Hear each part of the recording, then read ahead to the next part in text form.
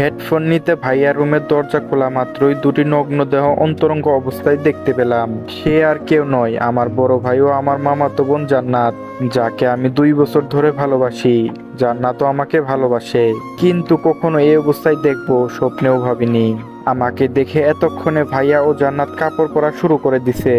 লজ্জায় কেউ কোনো কথা বলছে না, হয়তো আমি এখানে আসবো আশা করিনি। আমি বললাম, সি ভাইয়া সি, তোমাকে আমার ভাইয়া বলতে ঘৃণা হচ্ছে। তুমি কি করে এটা করতে পারলে? লজ্জা করলো না? ভাবি থাকা সত্ত্বেও এমনটা করলে। জান্নাত, তোমাকেও বা কি বলবো, ঘৃণা হচ্ছে নিজেকেই, ছি ছি। জান্নাত মাথা নিচু করে নিশ্চুপ। জান্নাত বলল, আবির প্লিজ কাউকে কিছু বলো না, প্লিজ তোমার পায়ে পড়ি। আমি বললাম, সি, তোমার নোংরা মুখে আমার নাম কখনো উচ্চারণ করবে না। কাঁদতে কাঁদতে চলে এলাম আমার রুমে।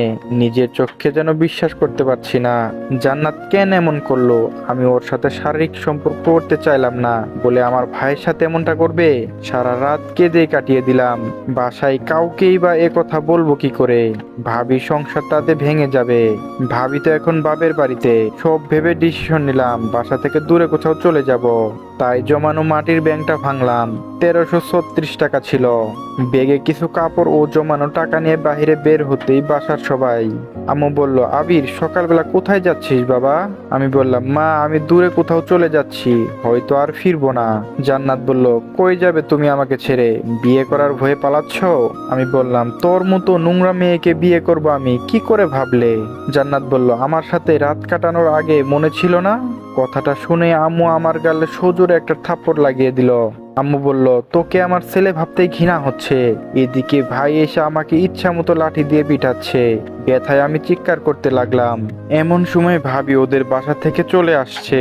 আমায় এমন মারতে দেখে এগিয়ে আসলো ভাইয়াকে আটকাতে। চোখ দিয়ে ও ধরে বর্ষা নামছে। নিজের ভাই তার অপরাধ ঢাকতে আমাকে এভাবে মারছে। আমাকে নিয়ে গিয়ে একটা রুমে আটকে রাখা হলো। নিজের গর্ভধারিণী মাও আমাকে চিনতে পারলো না। 1 বছর আগে ভাইয়া অ্যাক্সিডেন্ট করে যখন মৃত্যুর সাথে পাঞ্জা লড়ছিল, তখন আমি আমার 2 ব্যাগ রক্ত দিয়ে বাঁচিয়েছিলাম। সে কি করে পারলো আমার শরীর থেকে রক্ত ঝরাতে? এসব ভেবে দু চোখে যেন অশ্রু বাঁধা মানছে না। জান্নাতের সাথে আমার প্রেম আছে, বাসায় সবাই জানে। কিছুক্ষণ পর আম্মু এসে পাঞ্জাবি আর পায়জামা দিয়ে বলল, তোর সাথে জান্নাতের বিয়ে, রেডি হয়ে নে, আর বিয়ে না করলে আমার মরা মুখ দেখবি।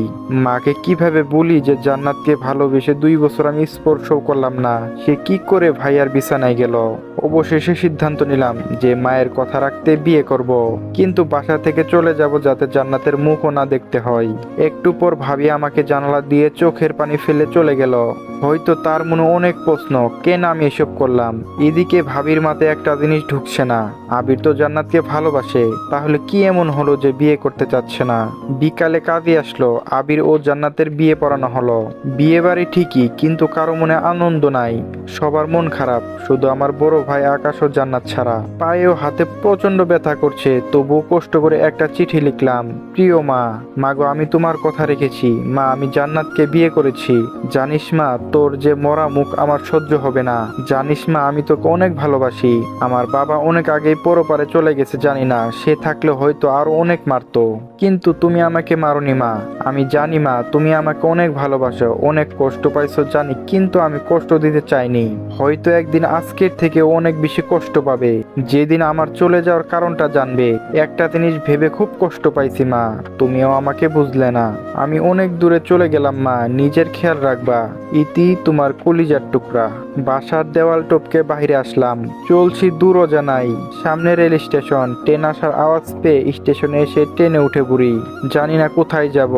একটা সিটে বসতেই পায়ে কি যেন লাগলো। তাকিয়ে দেখি একটা লাগেজ, কিন্তু লাগেজটা কার? এই সিটে তো কেউ ছিল না। জানালা দিয়ে সবুজ প্রকৃতি দেখছি। পরে স্টেশনে আসতে আশেপাশের সিটের সবাই নেমে গেল, কিন্তু কেউ লাগেজটা নিল না। মনে হয় কেউ ছেড়ে গেছে।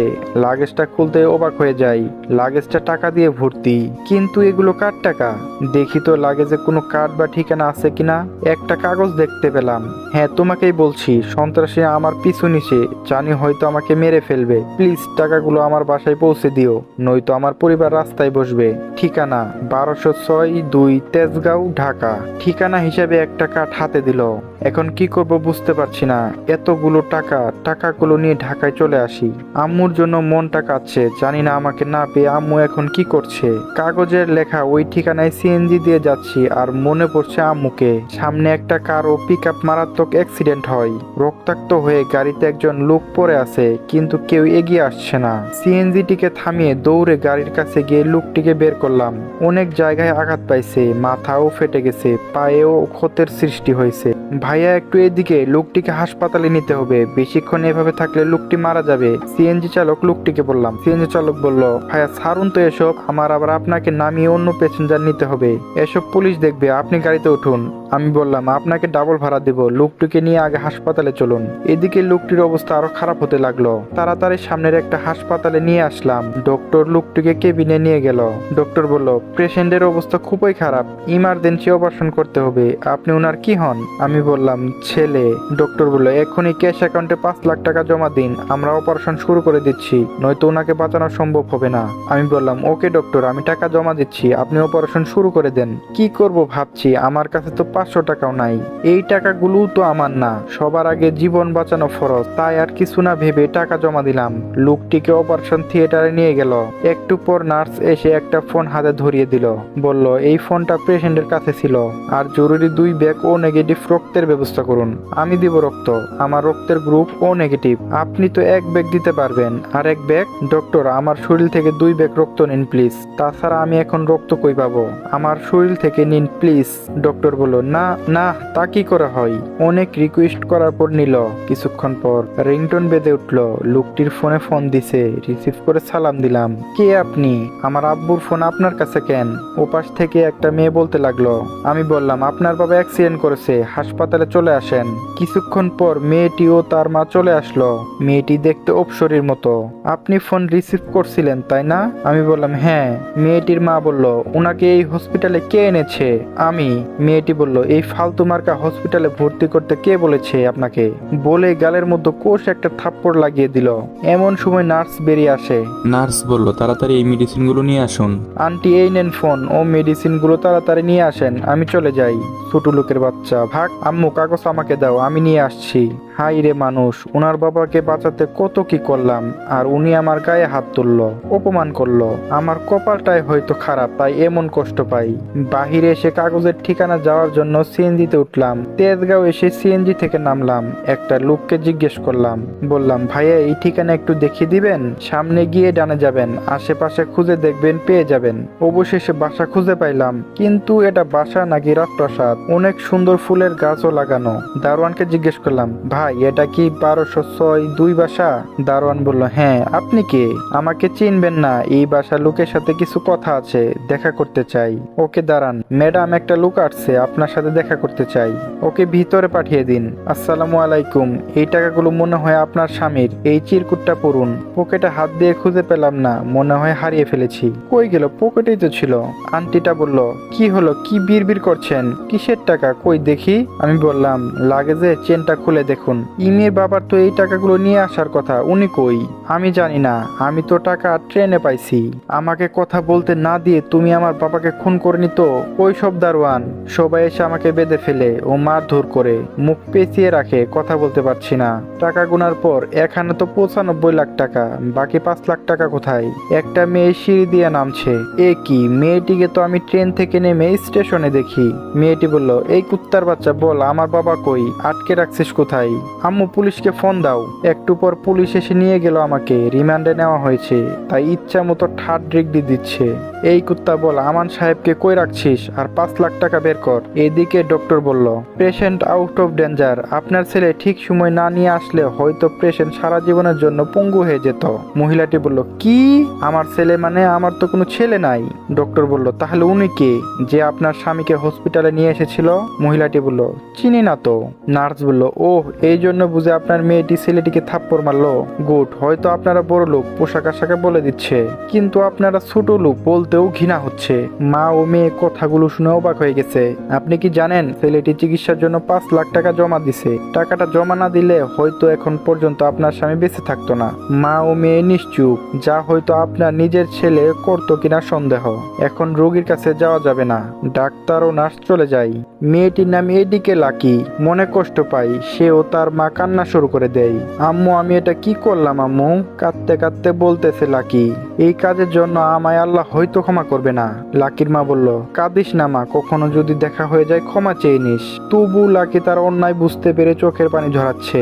অন্যদিকে আবিরকে পুলিশ এনে মারে, এইদিকে সেই কাগজটাও হারিয়ে ফেলেছে।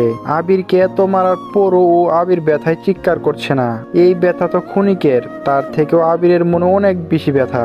অন্যদিকে আমান সাহেব বাসায় ফিরে আসে আর জানতে পারে কেউ একজন টাকা নিয়ে আসে আর 5 লাখ টাকা কম থাকায় তাকে পুলিশে দিয়ে দেয়।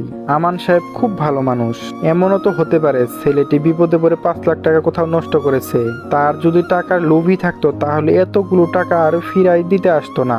যাই গিয়ে ছেলেটিকে পুলিশের হাত থেকে ছাড়িয়ে আনি। আমান সাহেব থানায় গিয়ে আবিরকে ছাড়িয়ে নেয়। আমান সাহেব বলল, বাবা তোমার নাম কি? আমি বললাম আবির। আমান সাহেব বলল, আমার জন্য তোমাকে কি অবস্থা করেছে পুলিশ? বাবা আমাকে মাফ করে দিও। আমি বললাম, না আঙ্কেল, আপনি কেন মাপ চাচ্ছেন? আমি আপনার 5 লাখ টাকা দিয়ে একটা অ্যাক্সিডেন্ট হওয়া ব্যক্তিকে চিকিৎসা করিয়েছি। চিন্তা করবেন না আঙ্কেল, আমি আপনার টাকা শোধ করে দিব। আমান সাহেব বলল, না বাবা লাগবে না, আর তুমি তো টাকা নেওনি, একজনকে সাহায্য করেছ। আমি বললাম, না কাকা, আমি কারো কাছে ঋণী থাকতে চাই না। আমার চাকরি হয়ে গেলে আপনার টাকা পরিশোধ করে দেব। আমান সাহেব বলল, তো কি চাকরি করবা? আমি বললাম, দেখি কি চাকরি করা যায়, আর আমি সবে মাত্র ইন্টার পরীক্ষা দিছি, এখনো রেজাল্ট হয়নি, তবে আমি কার চালাতে পারি। আমান সাহেব বলল, ও তাহলে আমার বাসায় ড্রাইভার হয়ে যাও, মাসিক 25,000 টাকা বেতন পাবা। আমি বললাম, ধন্যবাদ কাকা, আপনি আমার অনেক উপকার করলেন। কাকা আমাকে ওনার বাসায় নিয়ে গেলেন। আমান সাহেবের মেয়ে বলল, বাপি তুমি ওই চোরকে বাসায় নিয়ে আসলে কেন? আমান সাহেব বলল, না মামুনি, আবির চোর নয়, ও একটা লোককে বাঁচাতে টাকাগুলো ডক্টরকে দিয়েছে। ছোট লোকটা বানিয়ে বলল, আর তুমি বিশ্বাস করলে বাপি? অনন্যা মেয়েটির নাম।